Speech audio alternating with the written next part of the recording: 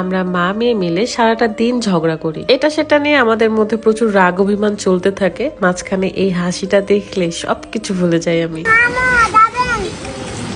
রুকাইয়ার আব্বুকে আমরা ভীষণ মিস করছি। আমরা দুইজন তাকে ছাড়া একদম অসহায়ের মতো থাকি। রুকাইয়া একদমই তার বাবার মতো দুষ্টু, তাকে নিয়ে বাহিরে গেলে সে এত দুষ্টামি করে যে সামলানোই মুশকিল হয়ে পড়ে আমার কাছে। আসসালামু আলাইকুম, কি অবস্থা সবার? দেশের যে বন্যার পরিস্থিতি, আমরা কেউ ভালো নেই। ভালো সময় থাকতে থাকতে কখন যে বিপদ ঘনিয়ে আসে এটা বোঝাই মুশকিল। বেশ কয়েকদিন হয়ে গেল রুকাইয়ার আব্বু কুমিল্লায় গেছে এবং বন্যায় বিপদগ্রস্ত মানুষদের পাশে থাকার জন্যই গেছে। এই বিপদমুখী মানুষদের জন্য সকলেই অনেক বেশি বেশি দোয়া করবে। বলো কোথায় যাবা, বলো আগে। ভিডিওটা বেশ কিছুদিন আগের, কিছু ভালো লাগছিল না, তাই ভাবলাম এডিট করে আপনাদের সাথে শেয়ার করি। আমার মেয়েটাকে নিয়ে আমি একটু শপিং এ গিয়েছিলাম যখন দেশের পরিস্থিতি ভালো ছিল।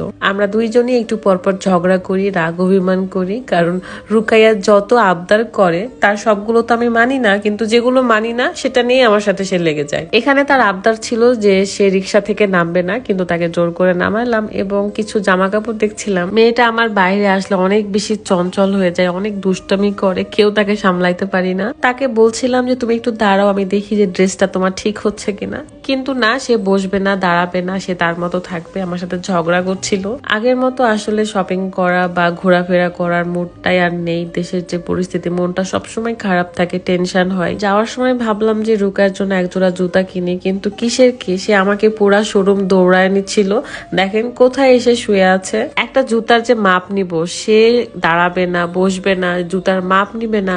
মানে একটা বাচ্চা মানুষ করা কত কঠিন, তাই না? আমি তো ভাবি যে আগের যে মানুষগুলো 4টা 5টা 6টা 7টা করে বেবি নিয়েছে, তারা কিভাবে সামলাইছে। এই একটা সন্তানের পিছনে ছুটতে ছুটতে আমার তো জীবনের উপর হয়ে যায়, মানে মাঝে মাঝে আমি পাগল হয়ে যাই। তবে মাশাআল্লাহ, রুকার এই 3 বছরে অনেক বুদ্ধি, সে অনেক কিছুই বোঝে। এখন থেকে সে পছন্দ অপছন্দ ব্যাপারটা বোঝে। সে বলছিল আম্মু এটা ভালো লাগছে না, লাল কালারটা দেখো। আমি ওর কথাগুলো শুনে মাঝে মাঝে অবাক হয়ে যায়। আপনারা গত ভিডিওগুলো দেখলেই বুঝতে পারবেন রুকাইয়ার কত পাকনা পাকনা কথা, তার ফিলিংস, তার মানে অনেক কিছু বোঝে সে। এইটুকু সময়ের মধ্যে আমি অলরেডি সাইকো হয়ে গেছি, মানে আমার আর এক মুহূর্ত বাজারে থাকতে ইচ্ছে করছিল না। যেটাই হোক না কেন, বিপদমুখী মানুষের সাথে সবসময় থাকার চেষ্টা করবেন, সেটা বন্যার্থর জন্যই হোক কিংবা আপনার পাশের বাড়ির মানুষের জন্যও হোক। সবসময় দোয়া করি এবং আপনারাও করবেন যেন এই বাংলাদেশের ওপর থেকে এত ঝড় ঝাপটা, বন্যা, খারাপ সময়গুলো তাড়াতাড়ি দূর হয়ে যায় এবং আগের মতো সোনার বাংলাদেশ হয়ে ওঠে। সেই ছোট্টবেলার মতো, ছোট্টবেলায় কত সুন্দর দেখেছিলাম এই দেশ।